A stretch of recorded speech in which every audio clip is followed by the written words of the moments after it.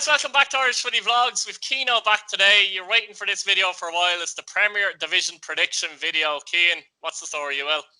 Oh, good, bud. Oh, good. See how we get on.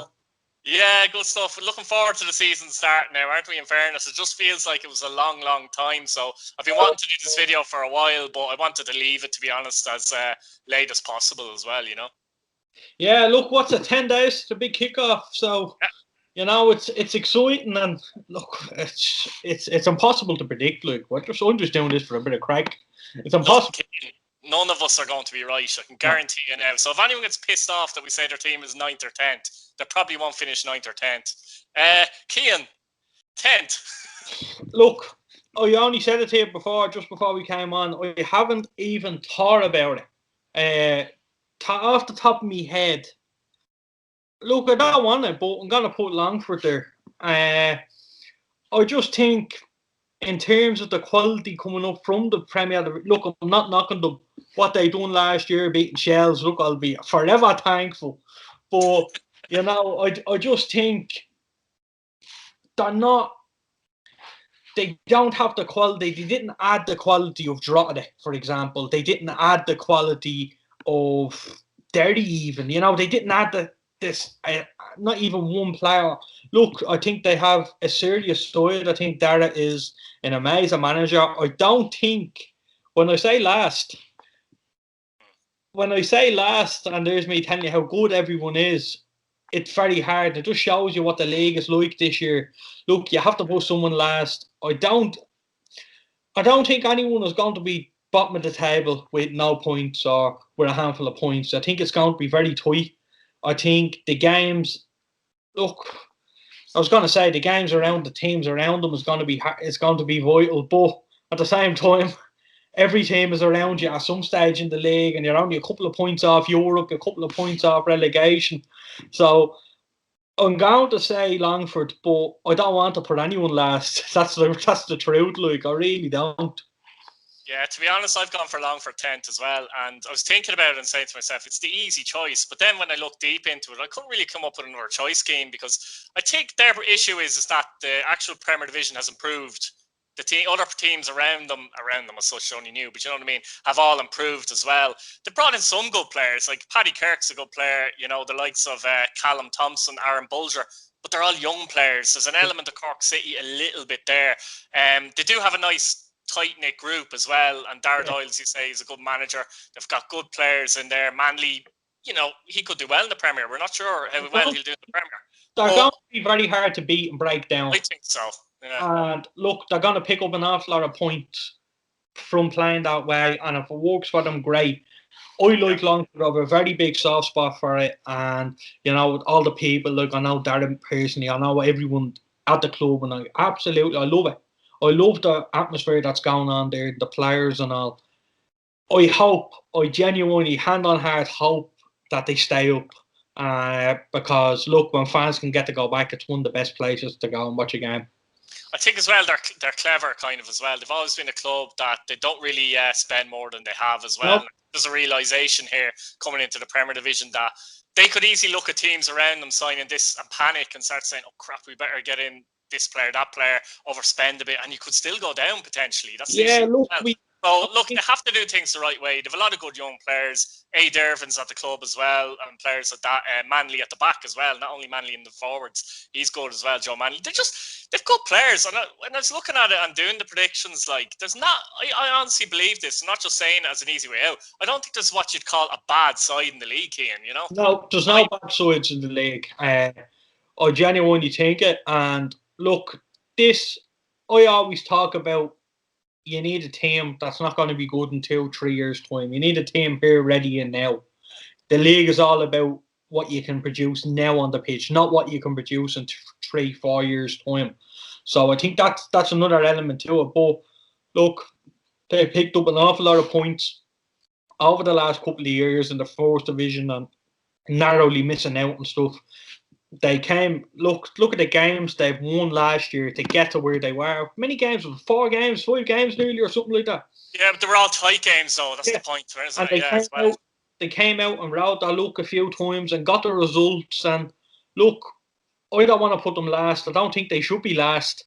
But someone has to finish 10th, I suppose. That's true. Who are you going for 9th? 9th. Now, this is going to probably be a shock to a lot of people. 9th this year, I've gone for Waterford. I think they're miles behind in terms of every other team. I think they're miles behind off the pitch, but we won't get into that. I think on the pitch, they're still miles behind. Look, you're looking at players, and you're looking at the squad like last year. Look, he's not going to set the world alight. But you look at the likes of Sam Bowen and stuff like that, and you're replacing them with, Collins off UCD, and you're replacing. Now, I'm not going to say Collins probably going to go on and have a great season and be better than Sam Bowen or whatever it may be.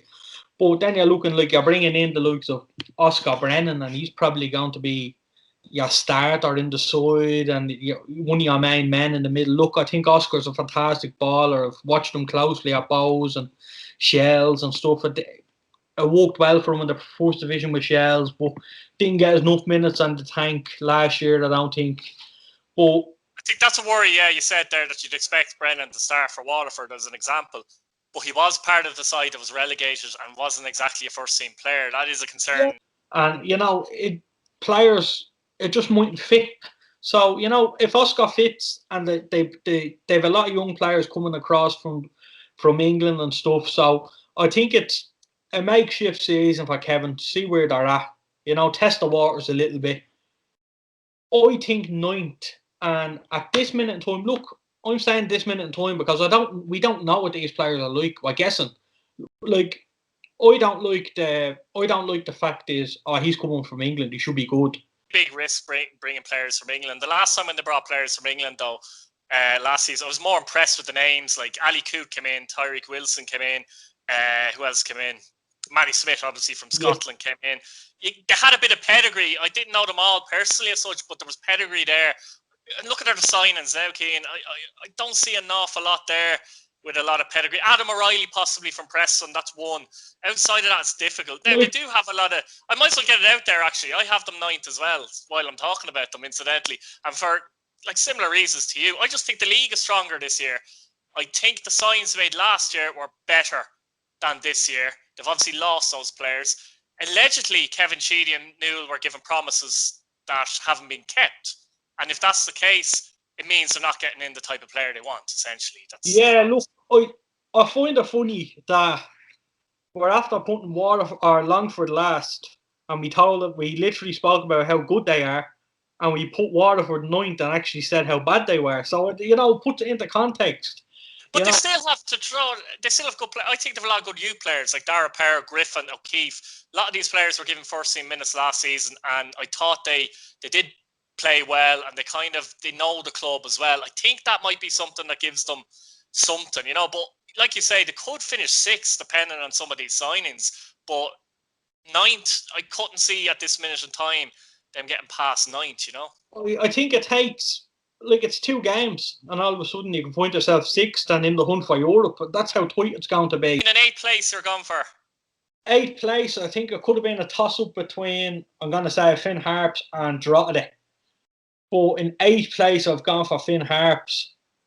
Look, could easily finish 7th, 6th, considering the season they had last year and how they haven't really added as such. The squad. I think that's the thing, yeah. I'll just say I went 8th in Harps as well. This is hilarious, by the way. We're doing well here, but yeah, you're saying they haven't added a squad, and I 100% agree with that. One of the big things for me is the fact that they haven't lost too many players, and they did finish strongly last season.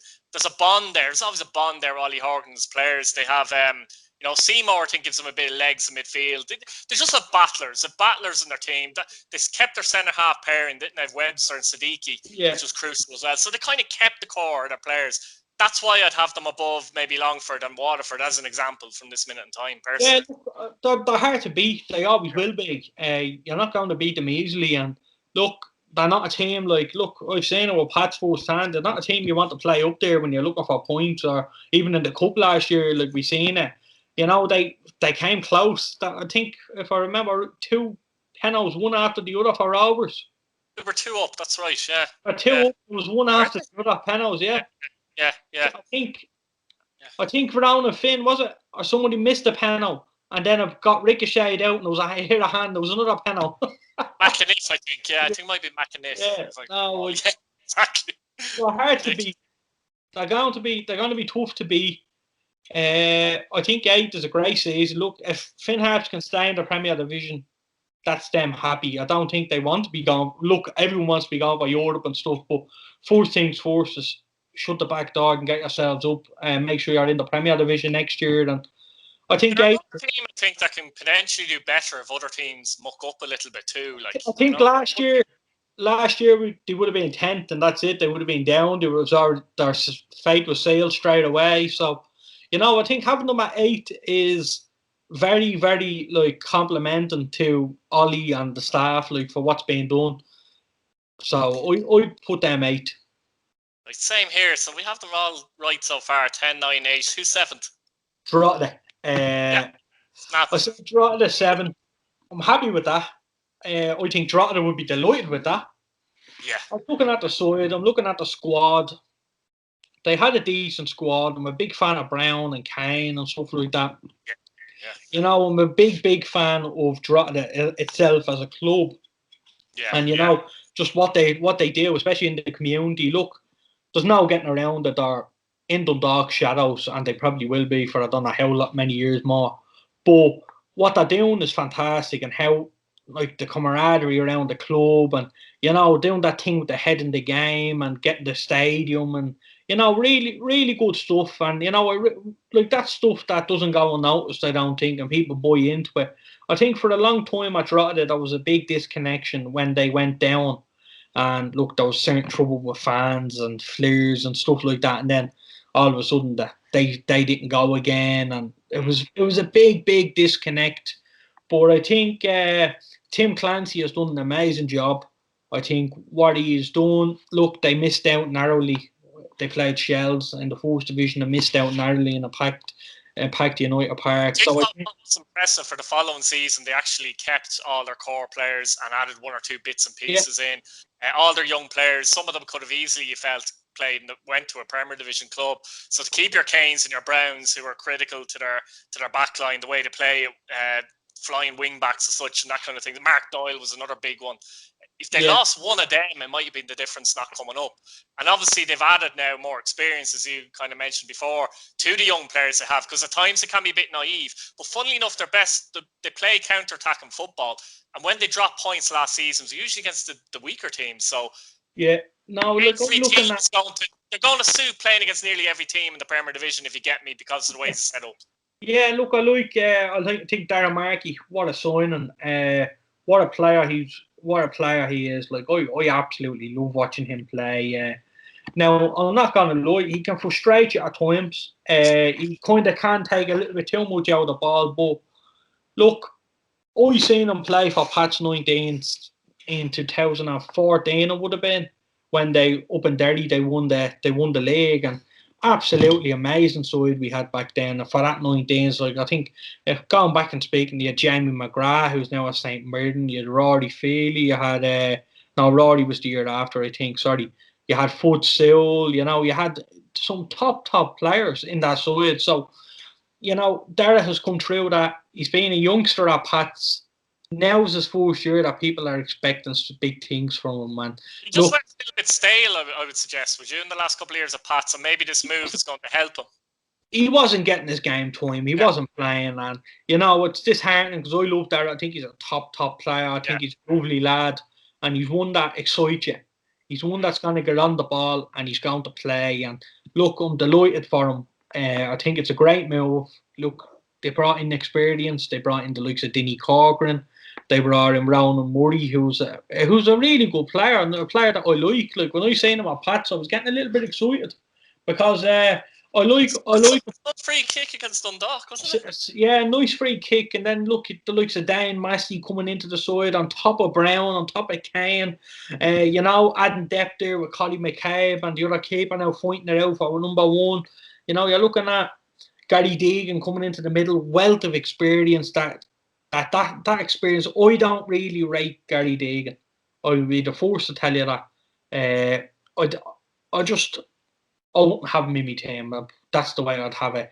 Look, there's no question about it. He can play ball, but he wouldn't be my type as number 6 or my type of number 8. He can be a little bit rash sometimes and lose the head Yeah, a bit. so, I think you're looking at, you need a little bit of experience. I think last year Gary Deegan let himself down. That's what I mean. He yeah. didn't he? He let the club down, actually. Yeah, Shelburne down so there. I think now that experience, he's learning. This is his second year now of trying to keep a team in the Premier Division.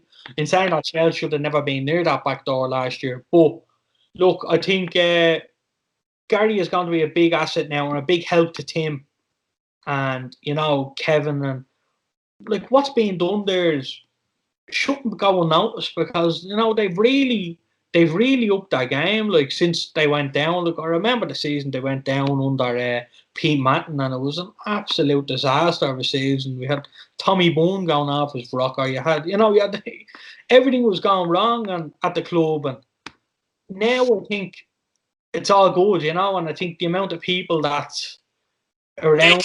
They make it. It's the way they work is very community. I mean, really community based, and there's young lads working on the media team who are actually drotted big time, and they're getting these guys involved because they realise how important it is to get passionate people involved who are really interested in the future of the club, and they're very good that way as well. And they're running the club the right way, and the way they can run it, if you get me, without having to spend too much again. Definitely. Look, it's all about using what you have, and I think Drogheda are a prime example of that. But I genuinely think every club is doing a fantastic job on social media and they're doing really good work. And look, it's hard because a lot of the clubs aren't paying people to do this. A lot of it is volunteers. A lot of it is people who are working full time and updating pages and social media and wherever it may be. So, look, I think a big hats off to Drogheda. The stream was good. Kind of went off it in and out, but look, they put it on and they put the stream on, and that's they could have just left it, but I think I like what they're doing there. I says if you paid for the stream, you can understand people giving out. It's for free, so I think everyone should just realise that and realise this is a free service. Look, it's not going to be picture postcard, but it's something to watch the game on. Yeah, exactly. Who are we going for 6th?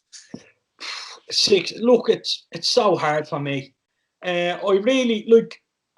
You're nearly dependent. You're looking at the players and you're looking at on paper, and I don't like looking at on paper. Yeah. I don't like looking at teams on paper. I like looking at teams and watching them and assessing them. 6 for me. I'm gonna put Derry. I was laughing again because we're the same all the way so far. Derry down for 6 as well. It might be slow. It might be low for them, and I think Derry would be disappointed with that, right? And there's no question. I think fans listening to this would be disappointed.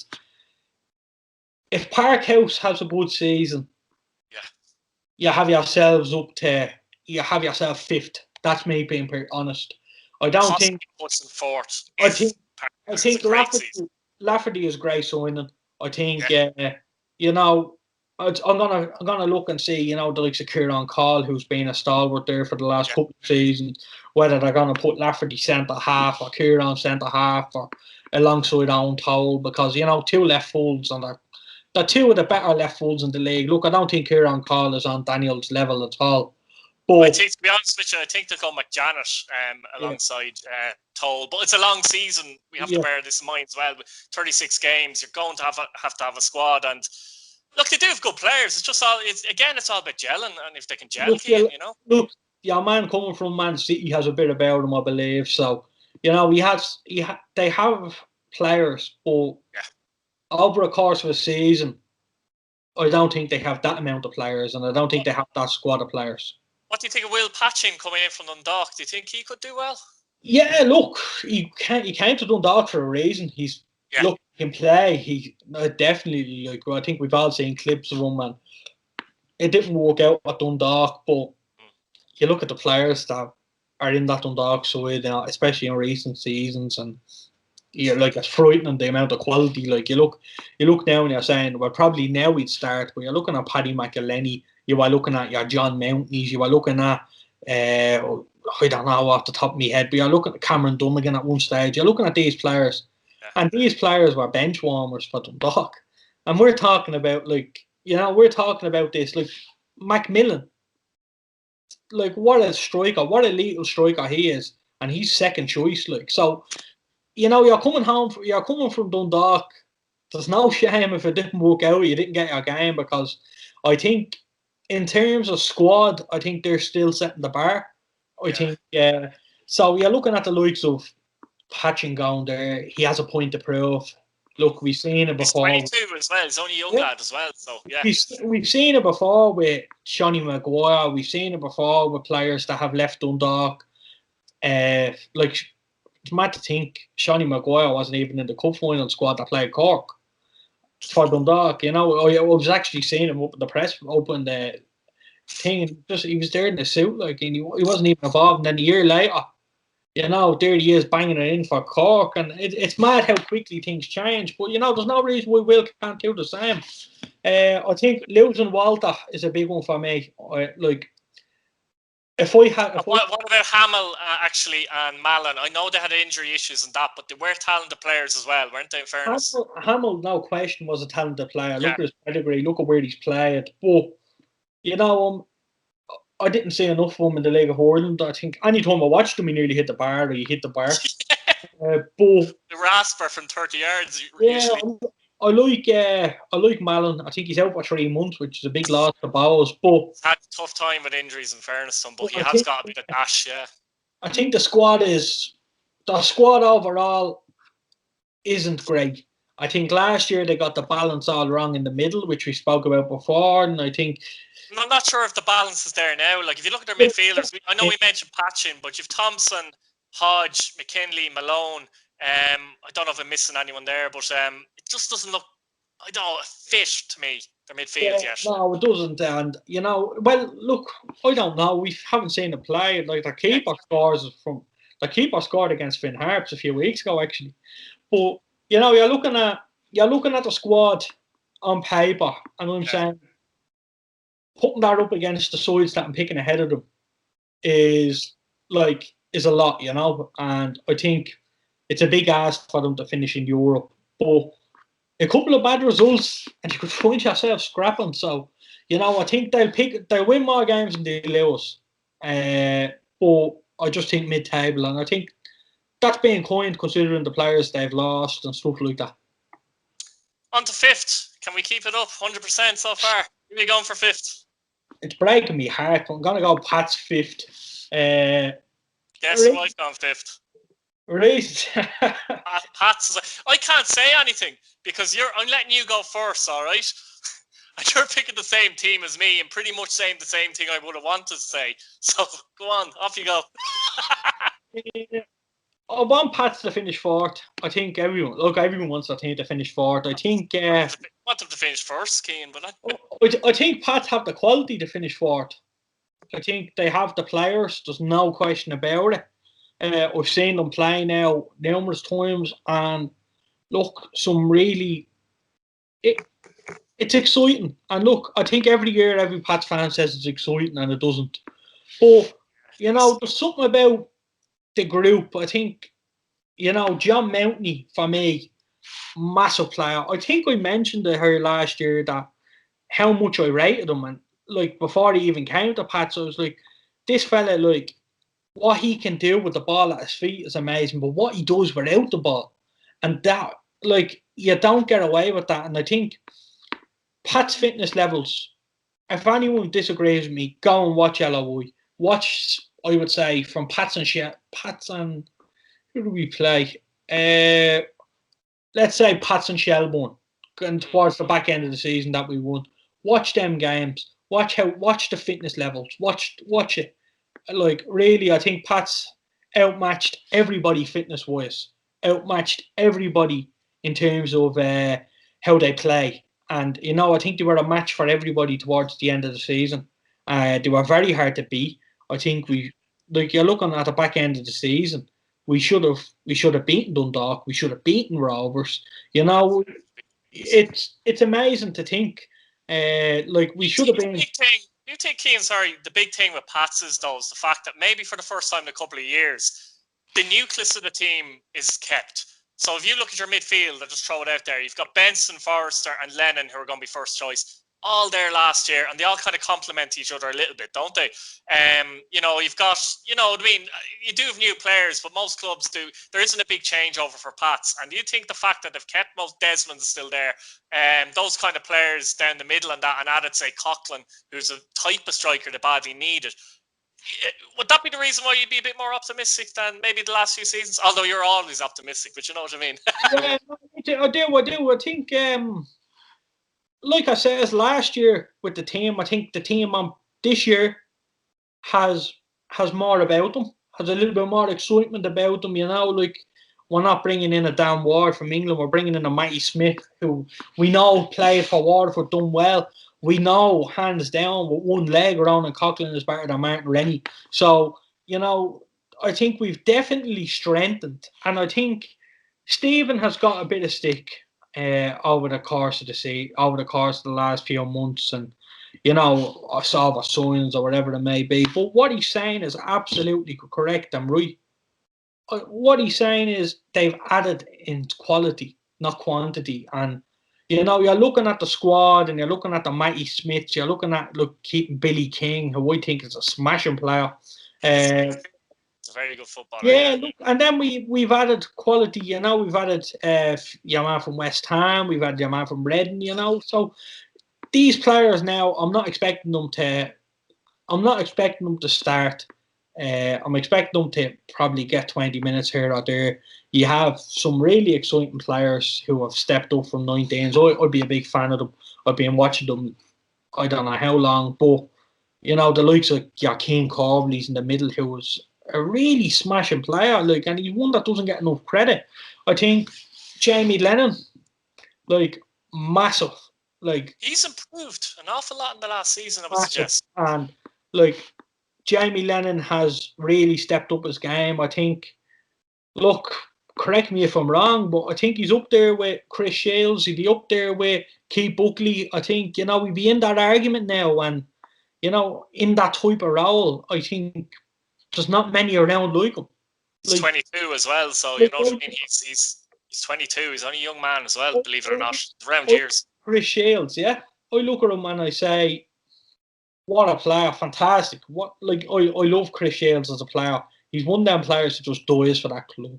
Was he as good as Jamie Lennon at 22 though? I'm not so sure. No, not only that. No, what I'm saying is, Jamie Lennon, with the ball at his feet, I think him and Greg Bulger are still the best. With the ball at their feet and that number 6. I think Shields does the doggy walk, breaks up play, and I think Keith Buckley does the exact same. And the two of them, I think, are good at that. But a footballing team like St. Pat's, you need your Greg Bulger, you need your Jamie Lennon, which we've seen how well Greg played for us when he was with the club. And I genuinely think Jamie Lennon doesn't get enough credit. And that man's attitude, I spoke to him last week, and the attitude he has, he is helping the young lads. He's only. I was going to say, Keane, he's 22, and there's already a leadership sense in him there, isn't there? Yeah, I seen him play for Shelbourne before he came to Pats. Now, lucky enough, Pat signed him after. But what a signing, what a player he was for Shells. I think he set the world alight when he played, and I had to speak about him in this Pats team. So I think Pats and Sligo for me are, I think, the key battles. So if you beat Sligo at home and draw with them away, I think obviously you need to win your other games and pick up points. But I think them games against Sligo are going to be crucial. So for me personally, I think these are going to be the big ones. Are you going for Sligo on 4th then? Yeah, I've gone for Sligo on 4th. Now listen, I'm laughing because I've gone for Sligo on 4th as well, Keane. This could be a full house. I want Sligo. I really want them to do well. And I genuinely mean that. I really do want them to do well. I want them to finish higher than they did last year. I really want to see them in the top 3. I want to see them pushing. I think losing Junior for me was a big one. I was really excited to see Figueira and Parks and Junior played together as a front three. Like, to be honest, I was looking forward to seeing them play against everyone else, bar Pats. But I think the squad, that Sligo have, they've added serious experience, like Greg Bulger, who, for me, like I said a minute ago with Jamie Lennon, I think him and Jamie Lennon are on par at the best of what they do in the league with the ball at their feet. Look, I think Greg has a bit more than Jamie Lennon in terms of defensive wise and the tackles and stuff like that. Yeah. At the moment, I think Greg is, look, I think anyone in the league would have loved to have Greg Bulger on the team. I would have taken him at Pats now. I would have bought your hand off for him. I think I'm disappointed. I'm shocked, to be honest, that he left Roberts. Considering McAneff and Bone are gone, and bringing in Chris McCann. I'm looking at Greg Bulger, I'm looking at Chris McCann, and look, that's because we haven't seen Chris, but I'm looking at, I want Greg Bulger on my team over Chris McCann any day. So, I don't know what it is there, whether it was a personal decision, you just don't know. The only thing with Sligo, though, do you think they lose a bit of something up front now that Coughlin has gone? Because I know Sligo fans will say, he didn't score that many goals anyway, but it's what he did. Everything else, link up play, off the ball runs, work rate. Who's their centre forward? I know Parks, but who's to say Parks is going to score as many as he did the last time? Look, they had a nice chemistry, didn't they, with Coughlin as the main guy in the middle, didn't they? Will they lose a bit of that, do you think? No, I think they've added it with Figueira and Park. Yeah. I think Figueira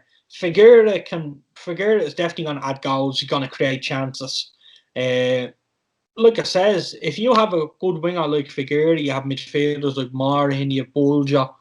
Like, you probably don't need a striker who is like I know Parks would probably be on high wages. There's no question about it. But you probably don't need a striker as good as Coughlin now. I think Parks is better than him. But in goal scoring terms, I think he is. Yeah, I think Parks is better than Coughlin. But for a team like Sligo, I think they probably could have even done with, for example, a Dinny Corcoran. That's just me shouting out a name. I think they're going to create chances. And, if you have a half-decent striker, he's going to put them away. I don't think you need a top-class striker with Sligo, because I think the goals are spread around the team. They're quite fluid the way they play, aren't they? They're fairly fluid. Even the Freeze can chip in with a few as well. Look, I think they're exciting to watch. I think, I say it every week, I just love watching Lee Buckley's teams play and how they set up. And, it really is. It's something that excites me, watching Sligo and seeing how they play. So I think fourth. I hope higher, and I hope one of the top three drop out and Pats get in there as well. Who are you going for third? Third, which is tough because I was going to go for Sligo, but I've gone for Bowes and third, and I think I don't think they're as strong as last season. I think they've added, Bastian Hurley is a smashing sign, and I think he's hands down, I think probably the marquee sign in the league. As such, what he can do with the ball at his feet. Like, I know Pats fans didn't want him in any way, but what he can do with the ball at his feet is frightening. How good he is. I think I like him playing. Look, I've seen him play against Pats numerous times. I've seen him play up the north. This fella can play, and he really is a top class player. So he's going to add to that midfield. I think I was surprised that Bowes letting Lunny go. I thought I'm a big fan of JJ, but considering they got Bastian Hurley. And Ali Kush is another one they got in. And Liam Burt looks a good player as well. The thing with the Bowes, I think, there's so many midfielders, but they look like who can get a goal. Burt looks like he could get a goal. The likes of maybe Malin, I know he's injured at the moment, can get a goal. The only thing, you're right though, I think I went for Bowes third as well. I think their squad is stronger than last year, their squad, but I think their starting 11's a little bit weaker because who they up front last year? Andrew Wright, they had Grant obviously, and they had Twardek for most of the season. They had good chemistry. Now you're talking about Kelly. Malin's out for 3 months. So I'm not sure what way they're going to set up, if they will go a 4-3-3 or what. Will they go with Alua, who is a good young player, don't get me wrong, but he's not going to be Danny Grant. and maybe promise as well. That's the question for me for Bows. Can they push further? I'm not so sure. I think they have the squad to do well, but I just think they're starting 11th. I think, by the way, at the back, I don't think Dan Casey's a huge loss, because I think Kieran Kelly is going to come in and do a good job alongside, what's his name? I've lost him now. Cornwall, yeah. I think he's going to come in. So I think at the back, they're fine. Like, if you look at their options at left back, Wilson and Breslin to choose from. Lyons and Feely to choose from. So at the back, they're fine. Arguably, the best back line you could argue with Talbot going the league. Midfield, good hard workers, but they've added a few ballers to that as well. It's just the front three, I think, could be an issue for them. Yeah, Powers are always going to score goals. Look, I seen a Liverpool play against Dundalk a few weeks ago, and he was good. He was sharp. He was quick. He was a problem. Dundalk didn't. Andy Boyle and the new lad, the foreign fella, didn't know how to control him. He was really good, and I think Alua was going to surprise a lot of people this season. I like watching him play. Keeps bringing him here for a reason. I think I'm not a fan of Kelly. Look, I think every Pats fan will look at Georgie Kelly now in the Bows jersey and just give a big thumbs up. But it didn't work out for my Pats, but it'll suit my Bows. I think the style of play is more direct. It's more, how quickly can we punish, where Pats was more of a patient build-up. So I'll be looking at... Pats were trying to rely on them for goals as well, whereas Bows, they rely on kind of players in around the striker more so. Even with Wright, they were like that. Yeah, so look, I think Bows are a little bit weaker. But you look at it, I think Rovers have dropped off in terms of quality in their side. You don't know what way Dundalk are going to come back. At least, the advantage Bows, Sligo, Pats have is you know the players, you know the ins and outs. Like you're looking at Dundalk. Look, I think Dundalk's serious players as well. But there's an awful lot that's not serious about that you don't know about. To be honest, the only foreign fella I know in the squad was your man that scored against him. He's lost me now. The Norwegian, Mitz Kogan, is it? I knew the Latvian guy as well. The pronunciation is going to be terrible here, by the way. But Jurovskis, I knew him as well. The others, I'm lost completely. Right, so second place, Keane. Who have you gone for? I've gone with Dundalk. I don't know. I just... I'm saying second, but you don't know. Look, I think the signings they brought in is very unknown, apart from Junior, in my opinion. But, I think the keepers... Aberdeen, or whatever his name is a big one. That he needs to get that right. Your keeper's always your starting point. So it's huge, though. He's a big lad, isn't he?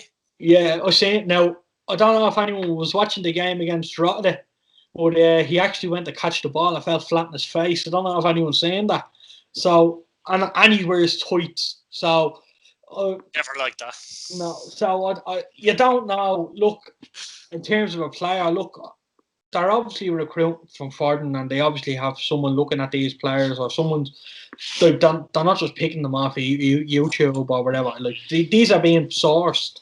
So I'd just be a bit wary, though, that there's too many coming in at once. And especially in the situation where we're in with the COVID and stuff, they can't actually meet. I seen Dundalk actually done a fantastic thing against Bows. And they done inside Stephanie Roach. What a commentator. And, the players were saying that, they're going to train and then they're going home and they haven't seen Dundalk, or, because they can't. And, look, in fairness, probably they don't want to see Dundalk either now. It's probably for the best. But, I just think it's a big gamble bringing in these players. But they still have Hubin, they still have Junior now, they've Duffy, they still have McElhenney, Shields, the list is endless of players. Andy Boyle, Dunnigan, who really surprised me last season, and they still have the core group, but Leahy and players of that as well. I agree completely, and I think that's the point. Over 36 game season now, they have the squad, and a lot of these new players they did bring in for foreign shores. There's a chance maybe only 2 or 3 max could start. so they can be introduced at certain times. And McElhenney and I think, Dillon and all these guys are there.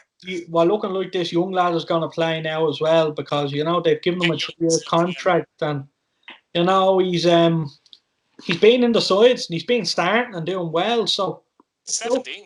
Yeah, so I do. I think if I was 17 and playing for Dundalk, I would have been doing all right myself. So it's a big, big thing, and I think Filippo, Shane, whoever's in charge there, Jim and stuff, I think they're really.